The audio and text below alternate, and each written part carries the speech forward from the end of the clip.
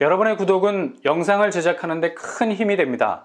영상을 보시기 전에 구독과 좋아요 꼭 부탁드리겠습니다. 아울러 회원이 되시기를 원하시는 분들은 유튜브 채널 홈피 구독 옆에 있는 가입 버튼을 눌러주시기 바랍니다.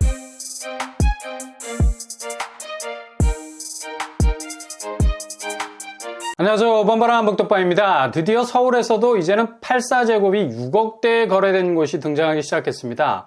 12월 들어서 서울 아파트값이 급격하게 하강 속도의 부스터를 달기 시작했죠. 작년 이맘때만 해도 이런 드라이브는 무조건 상승 궤적 쪽으로 기어가 물려 있어서 정말 피로감이 느껴질 정도로 집값이 올라가기 바빴는데요. 이제는 완전히 상황이 반대가 되어버렸습니다. 지금 집을 소유한 분들이 위기감을 느낄 정도로 하락세를 보이고 있는 추세죠. 늘 부동산은 이렇게 언제든 판도가 바뀔 수 있는 뒤집기 한판이 있다는 겁니다. 실수요자들에게는 10년 만에 찾아올 수 있는 절호의 진입 기회가 될 수 있겠습니다. 구축 쪽은 서울 초도심에서도 큰 하락폭의 여세를 몰아가고 있는 양상이 벌어지고 있고요. 분양 쪽은 아예 난리가 났죠. 이젠 더 이상 분양가를 양껏 올렸다가는 쪽박을 찰 수 있다는 시행사 위기감이 거의 터질 정도로 부풀어 오른 상태.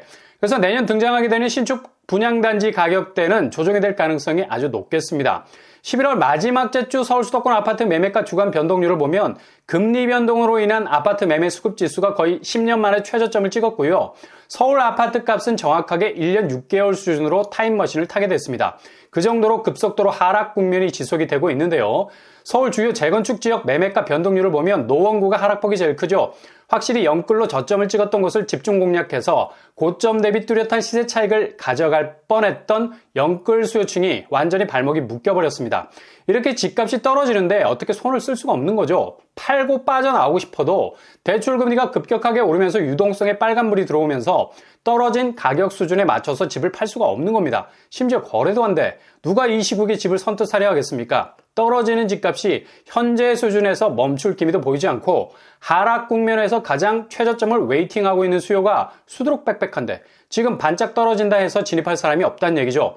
노원구를 이어서 도봉구, 영등포구 순으로 서울의 최대 낙폭을 찍고 있는 상황입니다. 여기를 잘 체크를 해 놓으셔야 되고요.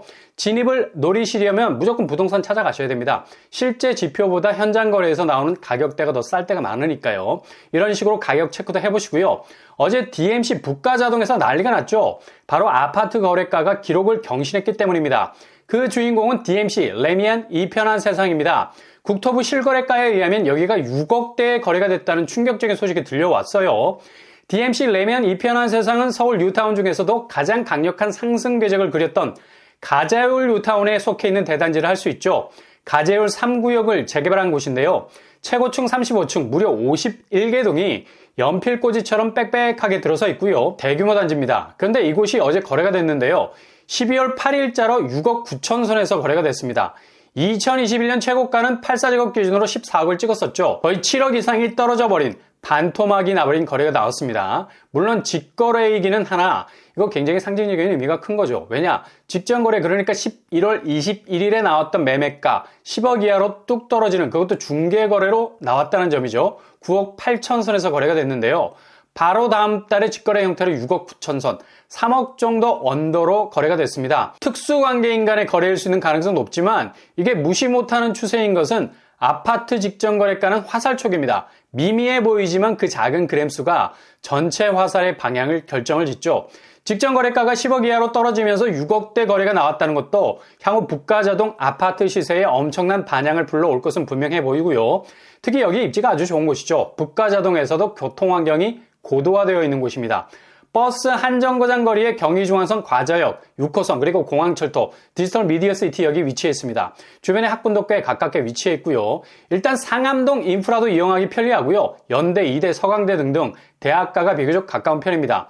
아마도 내년 상반기까지 이런 식으로 아파트 시세가 하강 국면에서 벗어나지 못한다면 직거래 가격선까지 밀릴 수도 있다는 얘기죠. 그리고 또 한 곳 바로 광교중앙 S클래스입니다. 우선 여기는 중대형 가리지 않고 거의 시세 자체가 10억 가까이 떨어지고 있습니다. 우선 84제곱이 11월 24일에 11억에 거래가 됐습니다. 거래는 직거래가 아닌 중개거래죠. 정상적인 거래라는 얘기입니다. 최고가는 2021년 9월에 18억을 찍었었는데요. 거의 7억이 떨어지는 양상을 보이고 있네요. 이게 단지 84제곱에서만 해당되는 얘기가 아닙니다. 대형 평수는 그래도 어느 정도 버텨주는 맛이 있는데 109제곱이 11월 17일에 17억에 거래가 됐습니다. 최고가는 작년 8월에 27억에 거래가 됐었죠. 그냥 10억이 폭락하는 모습을 보이고 있는 거죠. 이렇게 광교 쪽은 84제곱이나 109제곱이나 동반해서 추락하는 모습 보이고 있습니다. 수원 영통 쪽이 수도권에서 처음으로 10% 하락폭을 기록했던 곳으로 하락 조짐이 심상치 않았던 곳이었는데요. 이렇게 수원 영통 대장단지를 할 수 있는 중홍 S클래스가 정말 흔들리고 있는 모습 보여주고 있네요. 이렇게 가격이 흔들릴 수밖에 없는 게 아무리 수원이 규제 완화 조치에 영향을 받는다 해도 기본 공급량이 너무 많았던 거죠. 작년 12,000가구, 올해 18,000가구, 수원 지역의 적정 공급량인 5,000가구 이상을 훨씬 웃도는 공급이 있었습니다. 그러니 당연히 하락장 속에선 지대한 영향을 받을 수밖에 없는 거고요. 광교 쪽은 그동안 너무 많이 올랐죠. 그대로 상승분을 반납하는 분위기고요. 광교중앙 S클래스는 거의 영통 쪽의 에이스입니다. 광교중앙역이 도보권, 그리고 원천 호수도 가까워서 호수비도 있는 곳이고요. 2,000세대 넘는 대단지, 그리고 비슷한 입지를 가진 광교 2등 호반베르디움이 10억 이하로 거래가 됐습니다. 47평 8억 5천에 거래가 됐습니다. 여기는 세대수가 500세대 정도, 미들급 규모죠. 6억 이상 빠졌네요. 광교 2등에 위치해 있어서 광교중앙역이 10분 내 도보권, 그리고 주변 학군도 아주 가까운 편이고요. 입지적으로 볼 때 손색이 없는 곳이죠. 그럼에도 불구하고 하락세는 더 그 폭이 커질 것으로 보입니다. 이렇게 서울 북가자동, 가재울 뉴타운의 대장단지를 할 수 있는 곳도 거의 7억 정도 빠지고 있고요. 경기권은 10억 가까이 낙폭을 기록하고 있습니다. 일단 지금의 낙폭은 당분간 금리 변화가 없는 이상은 계속될 겁니다. 잘 지켜보셨다가 골든타임을 잡으실 수 있기를 바랍니다.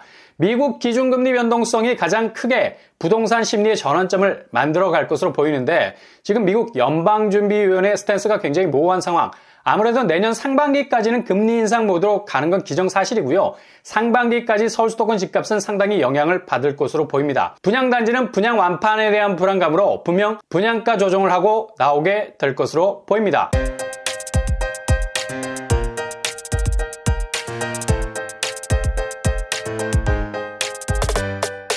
오늘의 부동산 캐리커처, 드디어 서울에서도 10억 이하로 떨어진 6억대 매매가가 나오게 됐습니다. 그리고 경기권에서도 10억 이상의 낙폭을 기록하고 있네요. 모두 입지가 아주 좋은 곳들이죠. 그만큼 기회의 문이 열릴 수 있다는 얘기입니다.